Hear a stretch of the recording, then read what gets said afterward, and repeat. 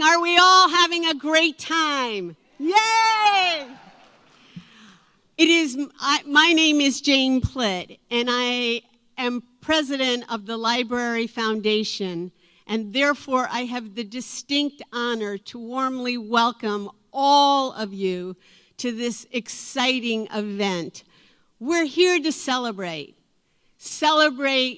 our achievement because of your generosity and the community's response to have raised $100,000. Woo!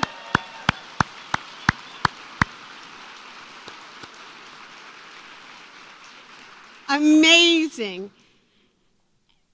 And we did it, we understand, with the hero of the evening, Mr. Stephen King.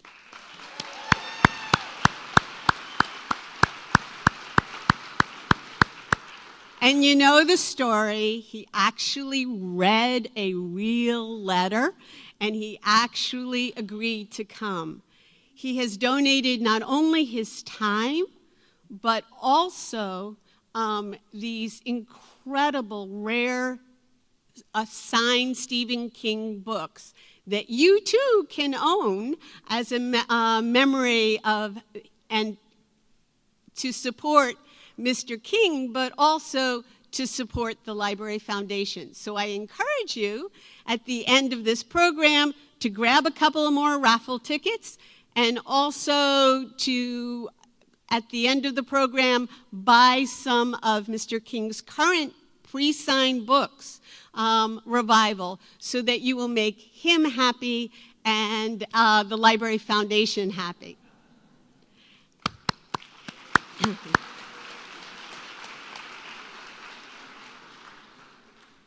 Because we want to keep Mr. King happy, I have a couple of requests. Please shut off your cell phones.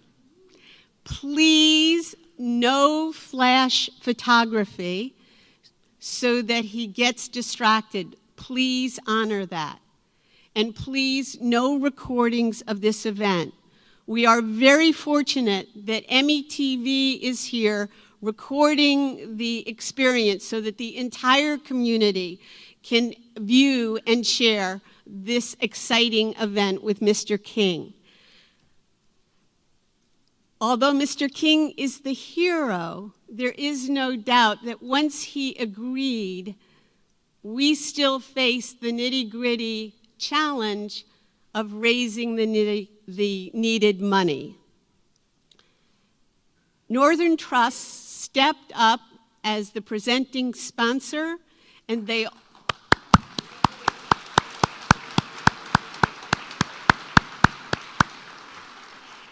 also underwrote the valet service that many of you have been enjoying tonight so that we could truly experience this with ease. So we do thank Northern Trust very deeply.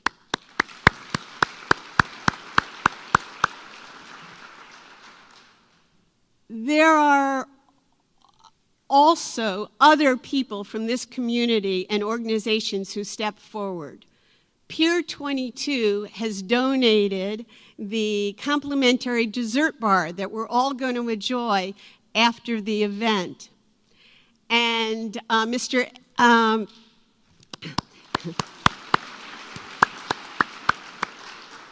And many of you heard Mr. Eddie Tobin, who donated his skill as a pianist to entertain us. So thank you, Mr. Tobin.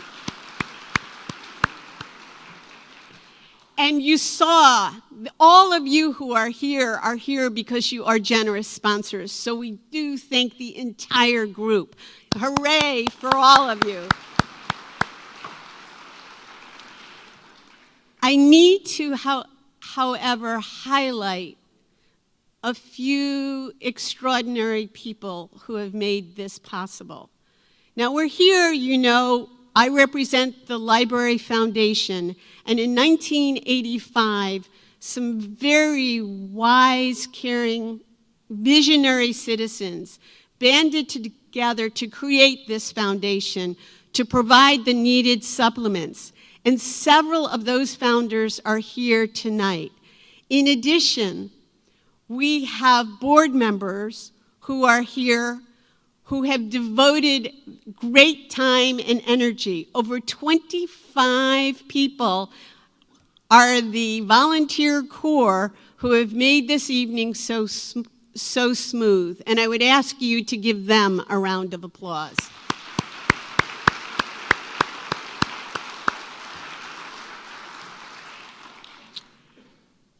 And then there was, we needed a sponsor to kick off, to launch this event. I had heard that there was a couple who were very caring about the community. So I wrote them an email out of the blue. And I said, we really could use the kickoff dollars in order to mobilize this community. And Anne and Eugene Beckstein stepped forward. They never met me, and they basically said, the check is in the mail.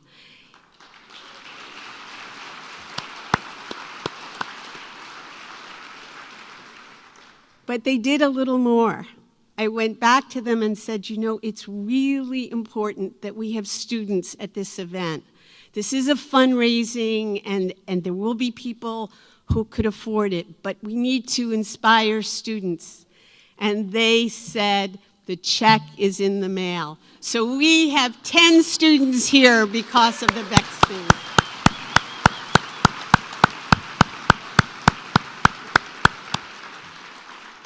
And as I implied, the Library Foundation is made up of only volunteers. And our treasurer, Paul Lynch, took office just before the Stephen King event. He didn't know that he was giving up his dining room table, all of his free time, when we were trying to cope with the frenzy of incredible response from all of you. So Paul deserves a round of applause.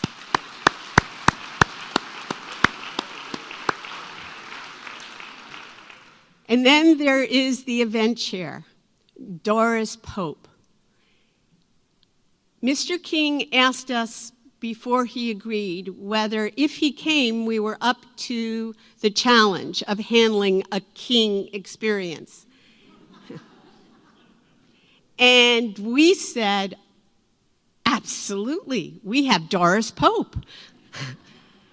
She is the most dedicated, organized, 6 pages of an Excel spreadsheet was given to each volunteer so that everybody knew exactly where to be. She lassoed in her entire family, and her husband was one of the drivers of the little trolley that may have transported you back and forth. She is extraordinary. You will hear from her later, but could we give her a round of applause?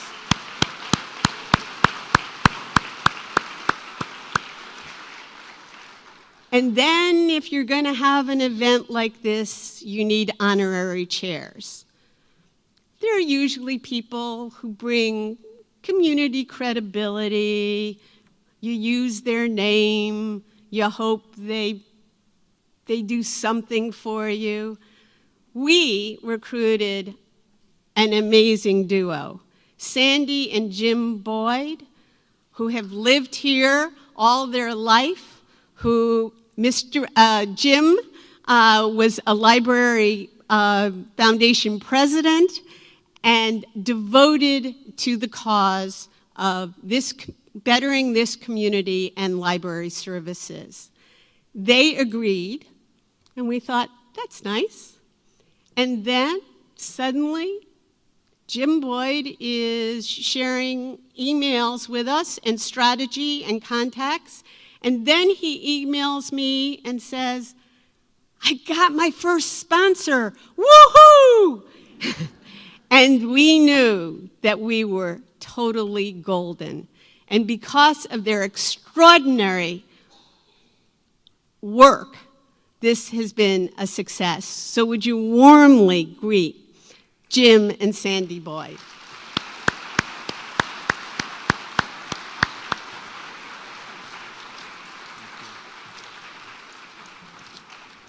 Thank you very much. The best thing I could do is just sit up, or shut up and sit down. But briefly, thank you. Thank you. I knew I had friends in the audience. But Sandy and I are honored and thrilled to be here tonight and to support this wonderful event. Because of your efforts and your contributions, the Manatee County Public Library System is alive and well, and the literacy efforts that are so important to our community and our state will go on. So we could not thank you enough for being here tonight. And Stephen King is in the building. It just doesn't get any bigger than that.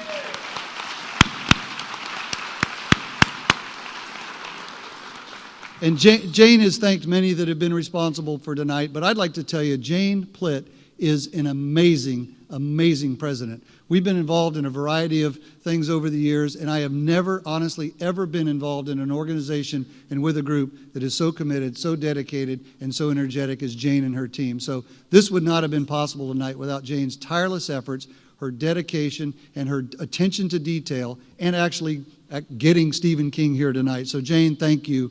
All hats off to you. But as Jane said, and I'll be quiet or we'll be quiet, you want to hear Stephen King, and so do I. But this would not be possible tonight without Northern Trust.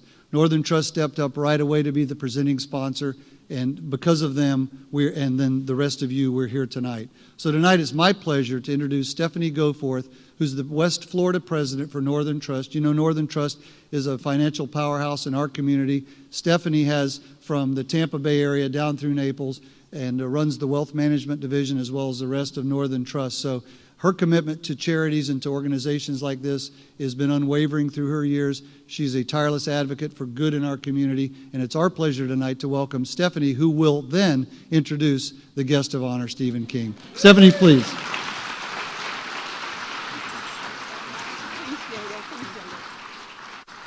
Well, you're almost there. Gosh, you got one more. Good evening. It truly is an honor to introduce tonight's speaker and the renowned author, Stephen King. As presenting sponsor, we thank you for allowing us just a moment to talk about what the community commitment means to us at Northern Trust. We're right in the middle of celebrating our 125th anniversary. And philanthropy has always been one of the major pillars of our company since its founding in 1889. Our corporate social responsibility includes a focus on community affairs, diversity and inclusion, environmental awareness, and socially responsible investing. Northern Trust also supports its employees who volunteer their time, such as in great places like this, and expertise to boards, committees, and causes throughout our area, furthering the efforts of our communities, educational resources, wildlife and educational goals, arts and culture, and most importantly, its people. Stephen and his wife Tabitha epitomize community-based philanthropy through their charitable foundation. Stephen originally created the Stephen and Tabitha King Foundation to help support artists who are unable to work due to health problems, such as he suffered when he was hit by a car while jogging one day.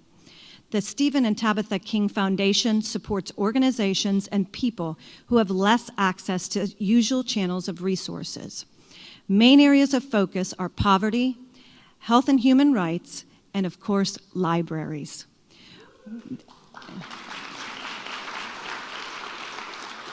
Libraries hold a very special place for Stephen since he met his wife there among the stacks of books at Fogler Library at the University of Maine, where they both worked as students. We are grateful for his support tonight and want to thank him for donating his time to this very special occasion surrounding this treasure of a community resource that we have here at the Manatee County Library. Please join me in welcoming Stephen King.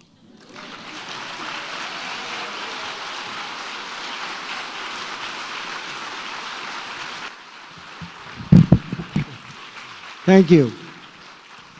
I'm sorry about the delay. I was just sitting backstage in the green room getting my picture taken with a cast of a play called The Foursome, which is going on somewhere nearby. I was just sort of hypnotized by all the introductions. Anyway, I want to start by saying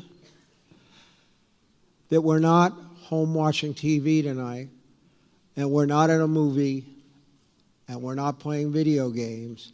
You're here because you read, and you're here to support libraries, so give yourselves a hand.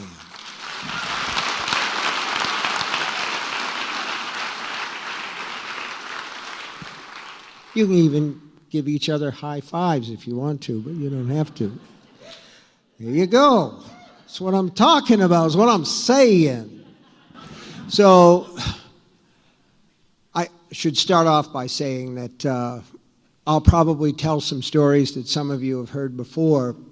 And one of the things, I do a benefit like this, I don't take an honorarium because if somebody comes up to me and says, afterwards and says, man, you really sucked tonight, I can say, yes, but I sucked for free.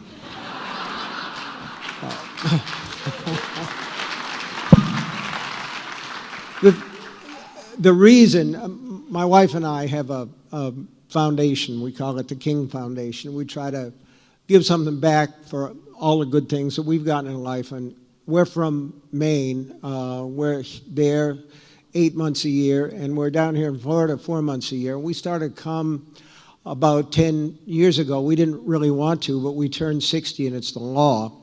So, you know, Florida, home of the newlywed and the nearly dead. So, what the hell was I talking about? Oh, we're from Maine, we have this foundation, and a lot of the things that we support are libraries because my wife is a novelist, I'm a novelist, my two sons are novelists, and my daughter is a Unitarian Universalist life minister, and that makes her sort of a fiction writer in my view. But this will get back to her, and I'll take so much shit for having said that. But in any case, my wife and I grew up in Maine. Neither one of us came from large families. And we just certainly didn't have any money. And the libraries was a lifeline for my wife, who lived in a little town called Old Town. And I lived way out in the country. I lived way out in the sticks. There was no library at all. And I was hungry for books. I was a 10 or 11-year-old kid, and I was hungry for books. And once every month in the summer, this wonderful big green truck came to my little town and parked on the dirt road outside the one-room school where I went to school until I was in the 8th grade. And that was called the Bookmobile. And when you went inside, it was like being inside a library, and it brought brand new books, best-selling books, to people who would otherwise have no access to them at all. And that's where I discovered Ed McBain, Evan Hunter, John D. McDonald, Sarasota resident there, and a lot of other people. So that was a lifeline for me. So in a way, what this is for me is paying dues. It's just one of the things that you do to get back square, so that at the end of it all, when you face the big fella up there, you can say, well, I did do something. You know, so anyway, that's one of the things. But I just, in November, I was on tour for a new book called Revival, which I signed a bunch of copies that are going to be passed out tonight. And I ought to say that they make wonderful presents if you should want to buy another one and give one away. But I was on this tour, and I heard three things over and over and over again on this tour. People would come up to me and say, "You're a lot bigger than I thought you were." And I would say, "Well, those book covers are only about that big, so yes, I am a little bit bigger." But the other thing that I would hear, and I did really, dozens and dozens of times from people, they would say, "Oh boy, now I can scratch this one off my bucket list." Bucket list. That's a really creepy fucking thing to say. And I mean, the only thing that's on mine is not kicking it tonight, you know? Otherwise, I mean, but really, think about it. You could say, my bucket list, I want to see the Grand Canyon. I want to do, you know, the Virgin thing where you go around the world in a spacecraft or something like that. But to see Stephen King at a signing on your bucket list. And the other thing that I would hear, and I'm, you know, if I'm lying, I'm dying. Of course, we all are all the time, but that's another thing. People would come up and say, "You scare the hell out of me." And then, no, wait. They would say, "You scare the hell out of me. Can I have a hug?" And I listened to that, and I realized that at some point in my career, I became America's most loved boogeyman. And you've got to admit, that's a pretty weird job to have. I mean, that's a one of a kind, but Alfred Hitchcock died, and Boris Karloff died, Rod Serling died, and that left me. So was it. And I've become sort of like the girl who lives across the tracks in the trailer park. I've gotten a reputation, you know. It's this scary guy. Now, down here, we live in the Sarasota area, and I'm allowed to shop in midweek at Publix for things that aren't important. My wife does the actual shopping. But if she needs something that's not too difficult for a guy to go buy, she sends me to Publix to buy stuff. So we needed a spatula and we needed some orange juice, and she felt that I could handle that. So this was 2 years ago. She sent me to Publix, and I've told this story quite a few times, and I'm sure some of you have heard it, but screw it, I'm going to tell it again. Because my wife likes to say, with Steve, a story never loses its savor. And that's true. I mean, it's true. So I'm in Publix, and I'm there to get orange juice and a spatula, and I come up the aisle where they have the housewares. I call it the aisle because it's got all this useful shit that at some point you want, spatulas and drainers and these gadgets that you don't even know what they're for, but you want to buy them. You want to buy them. And this woman comes around the far end of the aisle, and she was a Florida special, a snowbird, you know, just tanned to the color of leather and, you know, 80, 85 years old, the perfect white hair and everything. And she looked at me, and she looked away, and then she did a double take, and she said, "I know you. You're Stephen King. You write those scary things. And that's all right for some people. Some people like those scary things. I don't understand why. I don't like those scary things." She said, "I like uplifting things like that Shawshank Redemption."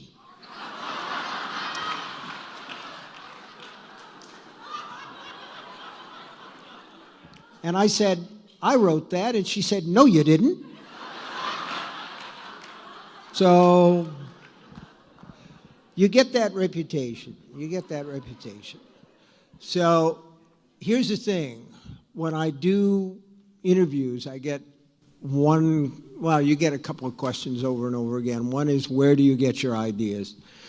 Talk a little bit about that in a minute. Not that there's any very satisfactory answer to it, which makes it worth passing the time with. But, every interviewer, and there was an interview in Rolling Stone a little while ago, and sooner or later somebody will say in this kind of casual way, what were you like as a kid? Which is a code way of asking what f***ed you up so bad that you're doing this.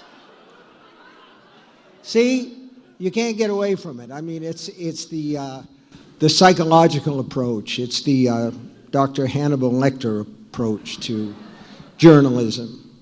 Because really, I had a very ordinary childhood. I had a very pleasant, ordinary childhood.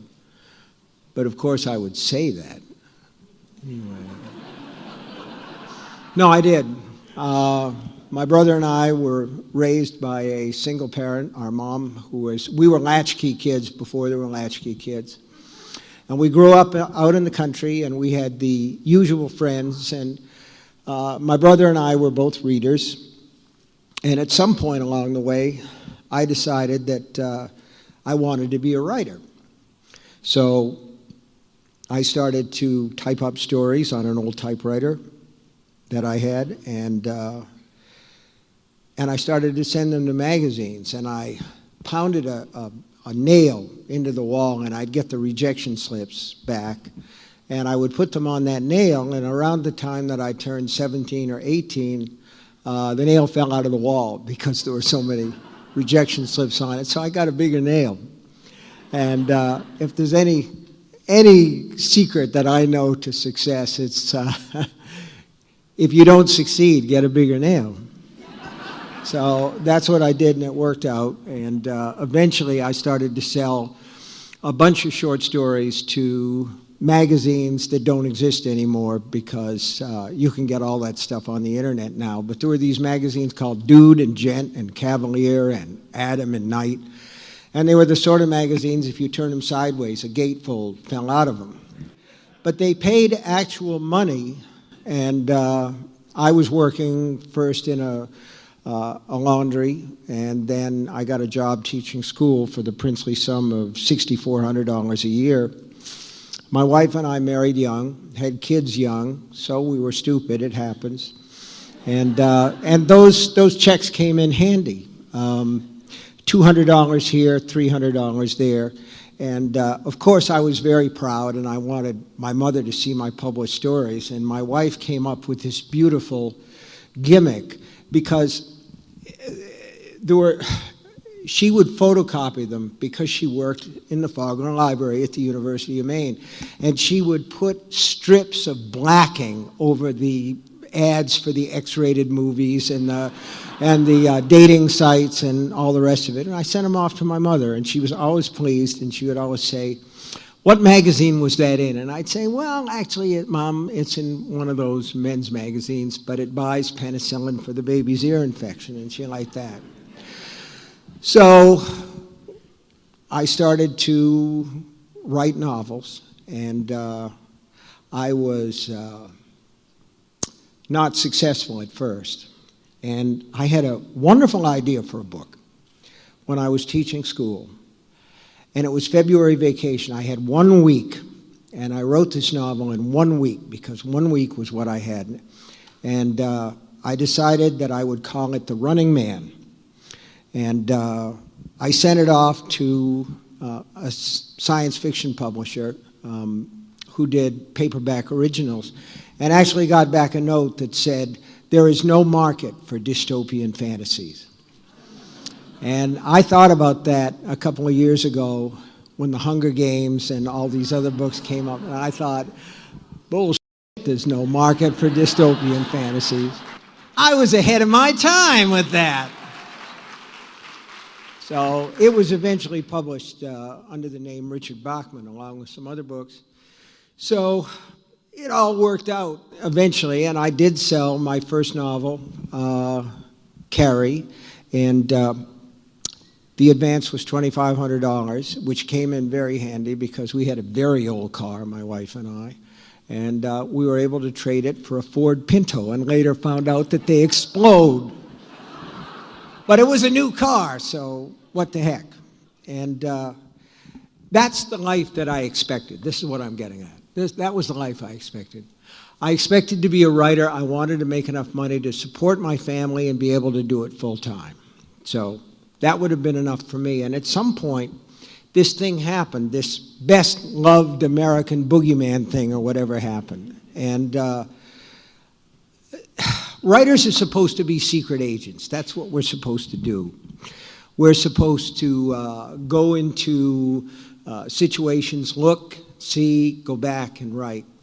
And at some point in the 80s, people began to recognize me. I think because I'd done some cameos in movies, and then my agent talked me into doing an American Express ad where I stood in a drafty castle in a tuxedo with a stuffed bird on my arm. Stupidest I ever did. But in any case, people started to recognize me, and I would be walking down the street and somebody would say, "Hey, wait a minute, do I know you?" And I'd say, "Well, I don't know." The guy'd say, "I do, you're Steven Spielberg." And I'd say, "That's right, you know.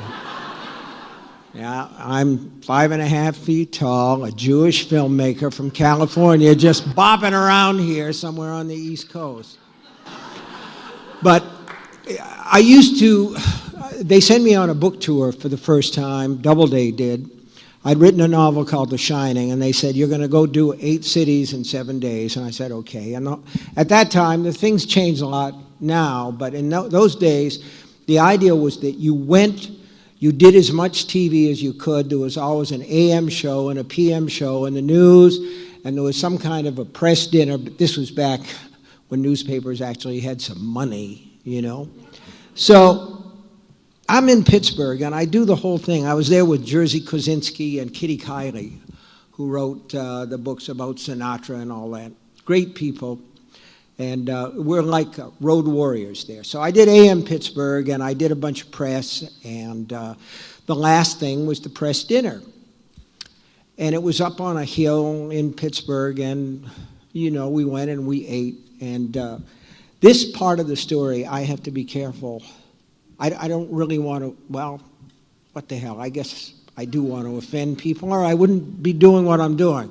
Let's put it this way. I got sick, and everything fell out one end to the other. And there was no easy way down from this restaurant because you got up there on a cog railway.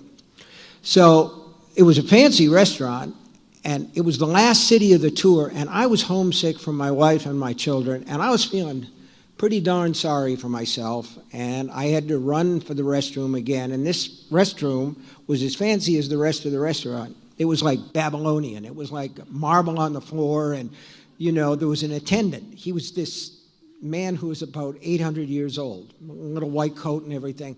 The only thing it didn't have was any doors on the stalls. But I was beyond caring about such things. You know, I would go in there, and it was the low point, let's put it that way. In many ways, you know, when your pants are around your ankles, it's always a low point. But it got worse because the 800-year-old washroom attendant is walking toward me as I sit there with my pants around my ankles, and he said, "You're Stephen King. I saw you on AM Pittsburgh. Can I have your autograph?" So I signed the autograph, and that's when I started to realize that this fame business was really not what it was cracked up to be. And the thing is, you're wrong to try to enjoy it because God always gets you. I was in Nathan's not too long after that in New York City. You know Nathan's hot dogs? And I was sitting at the counter. Yeah, here you go. And I'm chowing down on a hot dog with some sauerkraut and all the rest of it. And this was quite a while ago, and I was, you know, my hair was pretty long. I had a beard. It was a big black beard, and the mustard was in it and everything, but I was wiping it off and having a great time. And I look up through the pass-through to the kitchen, and the cook is looking at me. And as soon as he sees me looking at him, he's like, back cooking, back cooking. But when I look up again, he's looking at me again. I'm thinking, he's a fan. And pretty soon, he comes around, and he comes around, he says, are you somebody? And I say, well, yeah, everybody's somebody. He says, no, are you somebody famous? And I'm like, well, sort of. He says, are you Francis Ford Coppola? And I said, yes, I am. And I signed him an autograph on a napkin because I didn't have the heart, man. I did not have the heart to...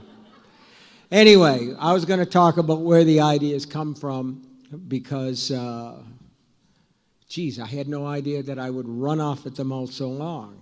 But the fact is, the ideas come from everywhere, and I used to kid people and say, oh, well, there's a little idea shop in Utica, secondhand used ideas. But there's a moment where there are two separate things in your mind, and then there's a moment where they come together. And that's why I do this job. This is why I still do this job.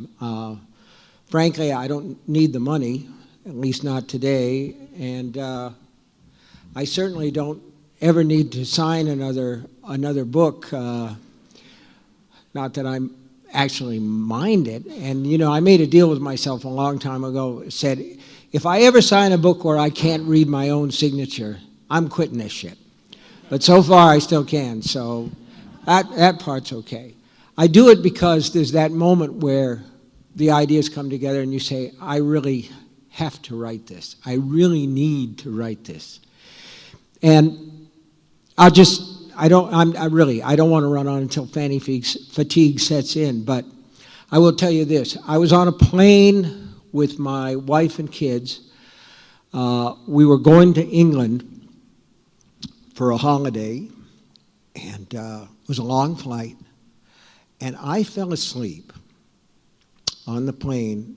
I don't sleep well on planes. Mostly I have to be awake and terrified because that holds the plane up. Some of you understand that. There's one of us on every plane that doesn't crash. Okay, we're like the air marshals of the apocalypse. We hold the plane up with our terror. Planes that crash, everybody's like totally blasé. That's the problem right there. And you accuse me of magical thinking. But anyway, I fell asleep on this plane, just a little doze, a light doze. And in it, I saw myself immobilized in bed, and someone was saying, I'm your #1 fan. And I woke up and I said, I want to write that story. And right away, before I got off the plane, I knew that the woman who was saying that was a woman named Annie Wilkes, and that the writer was going to be a stand-in for me. And I thought it would be a short story called The Annie Wilkes Edition. That was the title that was on the original manuscript. And I thought to myself, she's going to have a pet pig that's named after this guy's most favorite character. And after he writes a book, she is going to bind that book in the pig's skin. And then I thought, well, maybe in his skin. I don't know. It didn't really matter, but I wanted to write it. And I couldn't wait. I was on fire. And we were at this hotel, Brown's Hotel in London. And I was jet-lagged out of my mind. I couldn't sleep anyway. It was like 2 o'clock in the morning. And I'm thinking, I'm bright-eyed. So I go to the desk and I say, do you have a place where I could sit down and write? And they said, oh, there's a beautiful desk on the landing on the second floor. This beautiful desk. And it was. And I sat there and I drank like 3 pots of tea, and I wrote the first 3 chapters of that book that ended up to be called Misery. And, oh man, thank you. It's like Steve King's greatest hits, isn't it? Kind of. Play free bird. So anyway, I'm writing away and just on fire at this beautiful, beautiful desk. And I did everything that I could do, and I felt like I could sleep. And I went down to the desk, the front desk, and I said, "Thank you so much. That was really wonderful, and what a gorgeous desk." And the guy said, I can't do the British accent. He said, "It is, sir, isn't it? It was Rudyard Kipling's desk. He died of a brain embolism writing at it." But I didn't let that stop me. I went on anyway. So anyway, but what I'm driving at here is that there's a mystery about this job, and the simple fact is the man. Presumably you're here because you've read some of my books and you like them, but the man who wrote those books, who's writing a book now, is not here because he doesn't do public, okay? He just does not do that. He sends me instead, and I talk, and I tell stories, and I try to be a little bit funny, and it's all a process of deflection. When I'm occasionally when I teach, when I try to teach writing, I contend with you that writing can be learned, but it can't exactly be taught.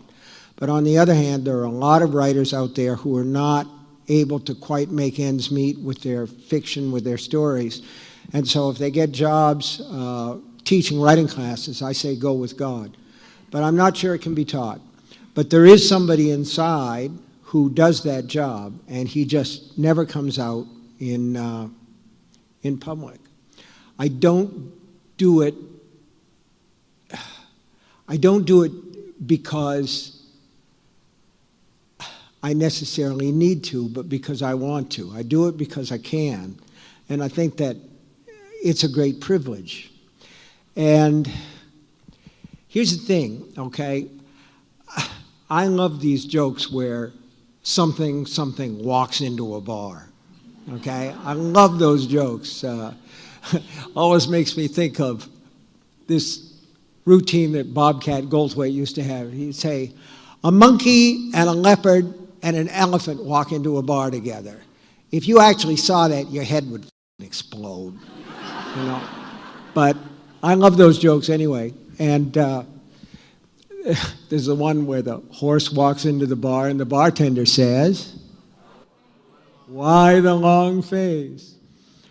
But I was telling this particular joke because it kind of summarizes the whole sort of mysterious act of writing stories.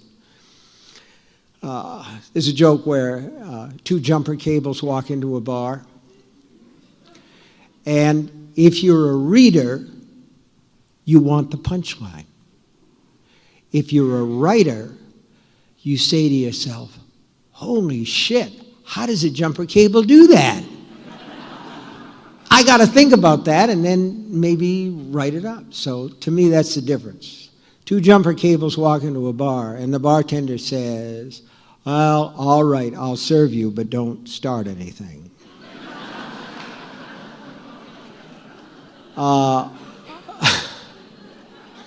But that isn't the important part. Well, it is if you're a reader, and I'm a reader as well as a writer. But what I really want to think about are those feet. And so far, nothing has come up. And sometimes it doesn't work. Sometimes that doesn't happen. I told this before, too. I had a wonderful idea back in the 70s. I think I keep telling this story because I don't want to let this go. I had the idea for this story called The Ladies' Room. And it was going to be set in an airport. And this guy and this woman are hurrying to catch their flight. They're going to someplace romantic like Cancun. And the woman says, just a minute, honey, I got to use the ladies' room. And so she goes in the ladies' room, and he's waiting outside. And another guy comes up with his wife, and she goes in to use the ladies' room. And the guys are standing out there the way guys do in a situation like that. You know, you just kind of waiting for the lady to finish tinkling, you know, so that you can go do it. So pretty soon this guy comes along with his daughter, and she says, Daddy, I got to use the ladies' room. And she goes in, and none of them come out.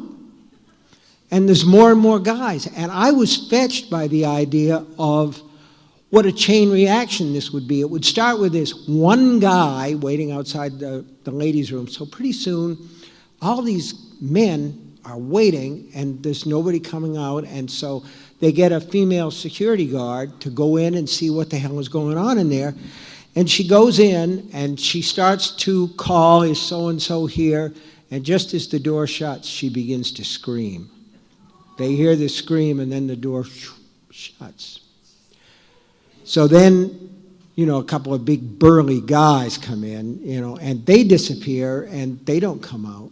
So I could see this chain about how it was going to go to the airport police, and then the local police, the state police, the militia would get involved. Pretty soon it would be this thing, where all these people are going in and nobody's coming out. I love that idea, but I could never figure out what the was going on in there. So I have made that story work for me by telling it at places like this, but beyond that, not that much. Listen, before I call Doris up here, she's got some questions from the audience. I want to point out a couple of things. Actually, I want to say hi. Charles Schlaughter, where are you? Are you here? Where are you, man? He wrote a great story. The reason he's in the front row here is the guy wrote a great story. 250 words, and it's pretty much all there. The only one I can think of shorter that might be a little bit better was by Ernest Hemingway. He and a bunch of his friends had a writing contest to see who could write the shortest short story, and Hemingway's was a sign in a thrift shop window, baby shoes, only used once. But not a bad story right there. I mean, it's sort of like the whole thing. The other thing is I wanted to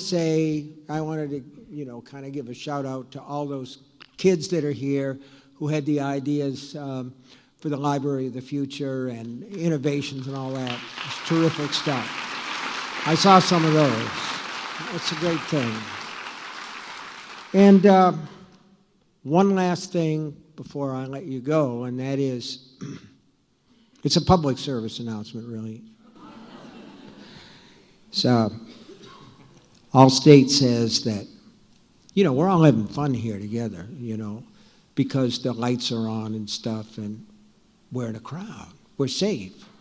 But Allstate says that 1 in 50 people who come to public events forgets to lock their car. And so I want you to check that when you leave, because you'd hate to, I don't want to scare you. But what I wouldn't want is for you to be driving home on one of these empty roads and see a face rise up in the rearview mirror.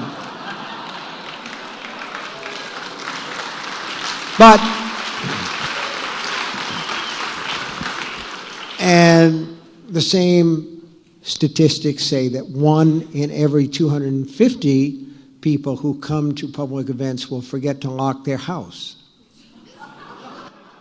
And I would be the last person to suggest that a crazy person might be in your house right now. And we can all laugh about it because we're all together. It's going to be different later on when you're on your own. Well, I'll tell you.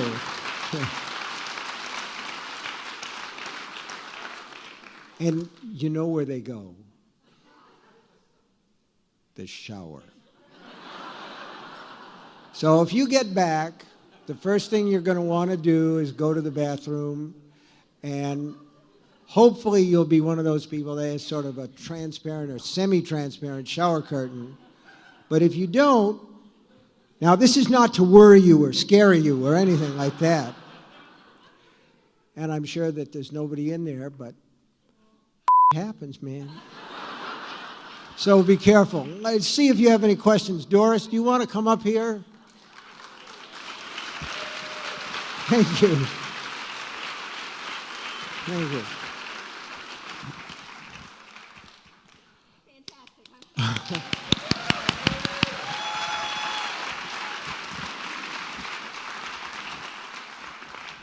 Of course, you're forcing me to put my glasses on in public. Here they go. Okay, here they are. Mr. King asked that I read him some questions from the boxes that you all filled out, or from the cards you filled out and put in the boxes. The first one that caught my attention goes a little bit along with what he's been talking about tonight, children. These are questions from my 4th grade class. We would love to have you visit our school in Tampa and tell us about your writing process. So would you? No.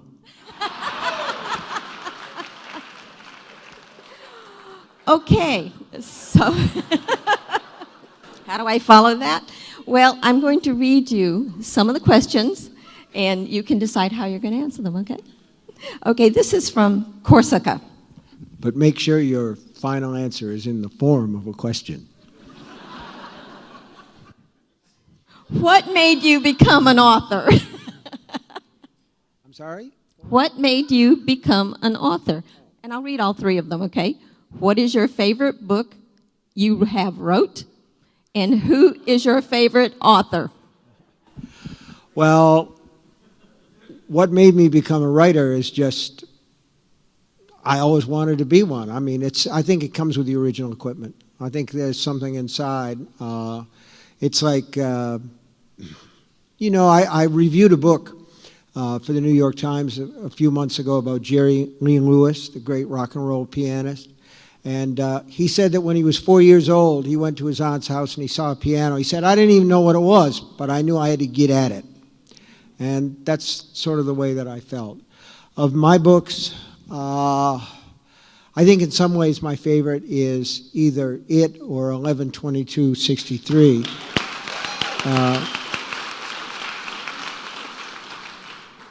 It really is like the Eagles' greatest hits, isn't it? It's wonderful. And the other question was, don't tell me. Oh, my favorite. Who's your favorite? My favorite authors. Well, I love that book, Gone Girl, by Gillian Flynn. I thought that was a very clever piece of work, and I loved it. I think my favorite book of all time is The Lord of the Flies by William Golding. If there was a book that made me want to be a writer, it was that one. And I loved Golding said to his wife before he wrote the book, he was sitting in front of the fireplace with his wife one night, and he said, what would you think, dear, if I were to write a book about boys? Not boys like in a boy's adventure book, but the way boys really are. And she said, I think that would be a fine idea. So I love that book. Great. This is a rather long question. Do you have people give you ideas to write on? Do you do it all by yourself, besides the editor at the end, and illustrator? Also, does the illustrator draw while you're writing the book? From Ellie. Well, that's a good question. But I don't think, with one exception, none of the books are illustrated. I did a book called The Green Mile that was released in, thank you.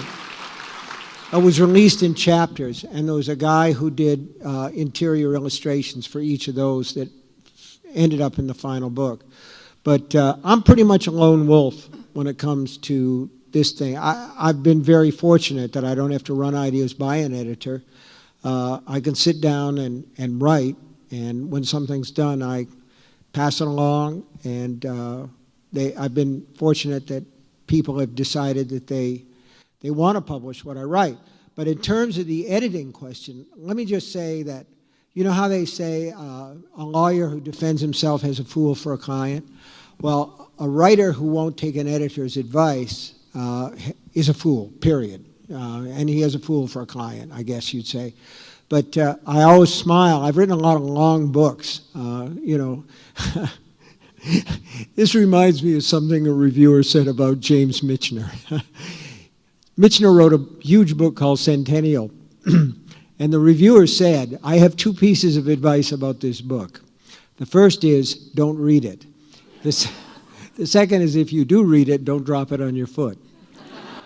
And I've written some books like that were big doorstops of a book. And a lot of times the editor, the reviews will say, well, this would have been a pretty good book if it had had an editor. You know, snark, snark. But they don't see behind the scenes. One of the long books is called Under the Dome. And the manuscript was about 2,000 pages long, but the editor took the steam out of that hot dog. Well, that follows along with a question from Isabella. How long does it take you to write a book? And she drew a picture of one in case you're not familiar with it. Yeah. Isabella drew a book. It's very nice. How long does it take you to write a book? You know, you work along until the book is done, that's all. I'm a fast worker, and the reason I'm a fast worker is because I'm afraid that if I slow down and give myself too much of a chance to think, that I'll decide that what I'm doing is crap and it doesn't make any sense. I don't have the world's best self-image, frankly. I'm a little bit puzzled by the success that I've had, and a lot of times when I'm in a group like this, I feel an outpouring of affection that's wonderful, and at the same time, I always feel a little bit like an imposter, like you can't possibly want to come and listen to my stuff. But so the idea is to keep it fresh and not pay too much attention to my own insecurities or whatever they are. And the result is that in most cases, a book should take about 5 months to write a first draft. I usually, people say, how many words do you write a day? And I don't really keep a word count, but what I try to do is to get 6 pages of finished copy to my manuscript. Because I always say to myself, if I get 6 pages a day, I'll have 600 pages in 100 days. 100 days, only a little more than 3 months. That's not bad, you know, if you stick to it. So, and you take it a day at a time and try not to get too overwhelmed. Because in a way, you know, Dorothy Parker said writing a novel is like trying to cross the Atlantic in a bathtub. And there's some truth to that. It's a little bit daunting if you think about it too much. So I'm going to say the average for first draft would be about 5 months, but then you have to write it again because the first draft is all about the story, and then at some point you say to yourself, here, I spent this time writing this. Why did I bother? What was really on my mind?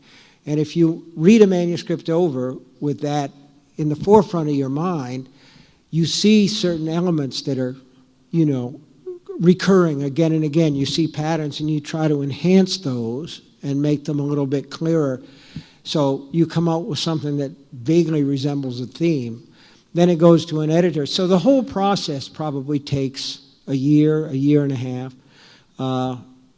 And by the time you're done, it's a little bit like you ate pot roast 9 days in a row. This is a local question. Have you ever swam with the manatees at Nokomis Beach? No.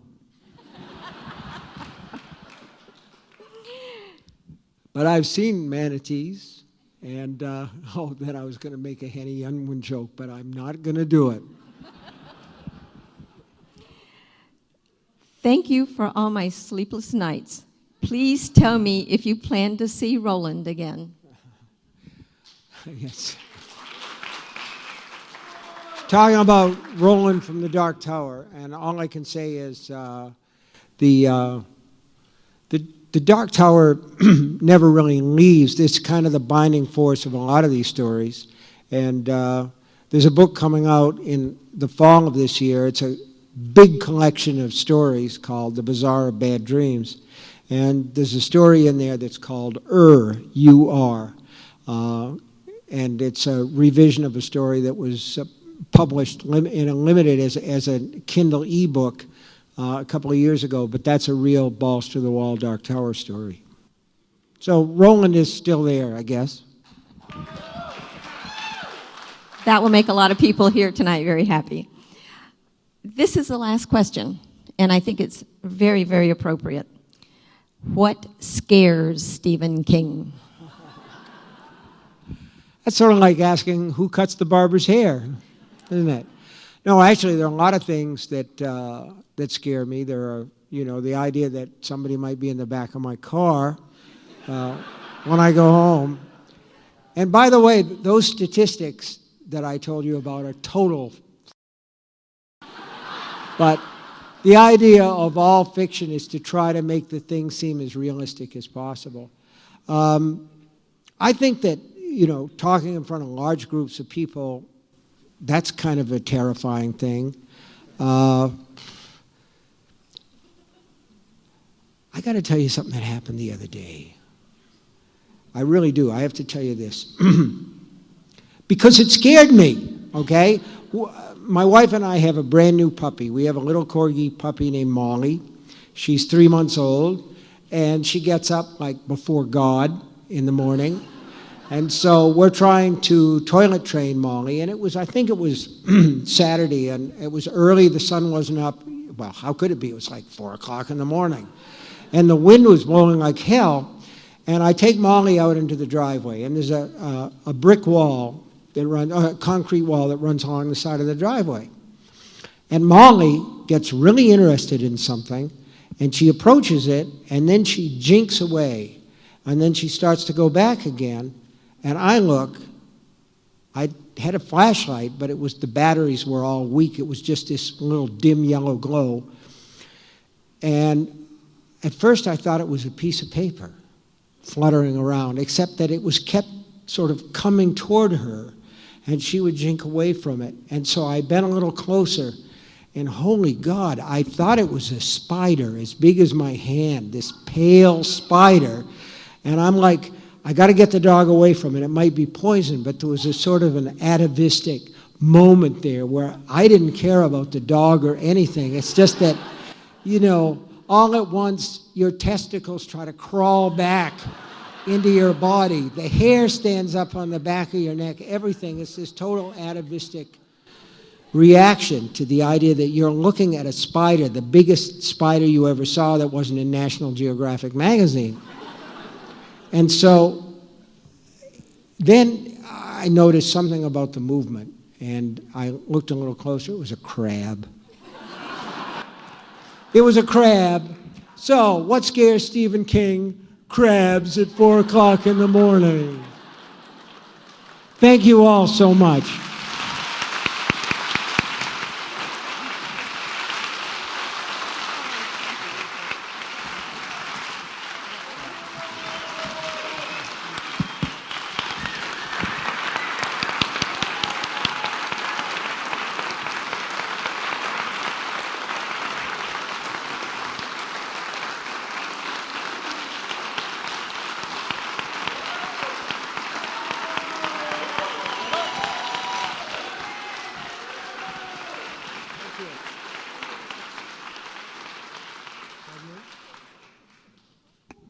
Can I turn it back on? I can turn you on. My husband's in the audience.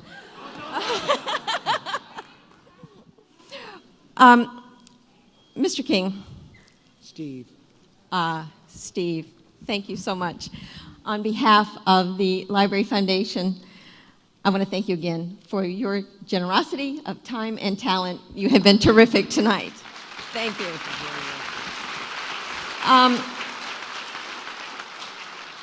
To show our appreciation for Mr. King's support, we have some gifts that we would like to give him. So if you will stand by for just a second, I'll get the gift givers. You give me presents, I'll stand here. All right. Presenting these gifts, we want to welcome back to the stage Representative Jim Boyd, honorary chair of this event, and Sherry Courier, County Director of Neighborhood Services, which includes all of our libraries.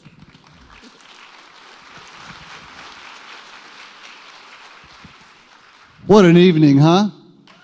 Wow. You know, we all knew you were an incredible author. We had no idea what a comedian you were as well. Thank you very much. Just ask my wife, she'll tell you. Mr. King, on behalf of the Florida House of Representatives, it's my honor to offer you a tribute, just to recognize the incredible impact you've had on the literary world. We're so proud you're a part-time Floridian. You realize we talked in the green room, no politics, but we don't have a state income tax here, so you're welcome to move here full-time if you like.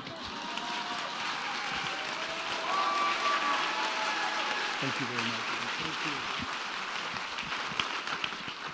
Well, that's wonderful. Mr. King, we are so honored to have you here. And on behalf of the Manatee County Board of County Commissioners, I'm here to say thank you. We have some gifts for you. We heard that you had some favorite things, so we tried to rustle those up. And we just want to tell you how much the community and all of you, we want to thank every single person in the audience for bringing this wonderful opportunity to the community, and your public library system won't let you down. We'll make it work. And so we heard that a girl from the county walked into a bar. Yeah. And she found some Rays and Boston Red Sox tickets because she heard that those were your favorite. And Northern Trust, our wonderful sponsor again, donated these tickets for the Tampa Bay Stadium. Also, she found in there tickets for the Pittsburgh Pirates, donated by the Pirates to see the Red Sox game.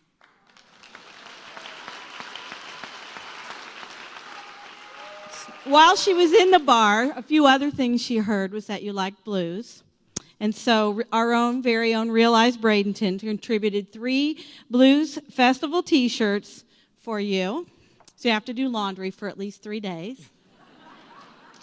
And then our favorite, the Library Foundation, donated to you, and Doris is going to show you all, an iGeek Libraries t-shirt right from your Manatee County Library.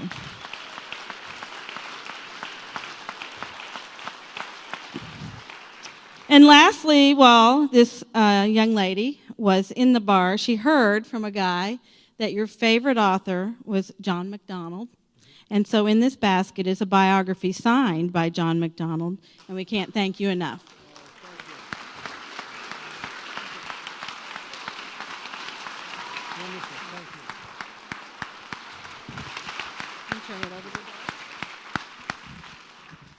So, thank you, Mr. King.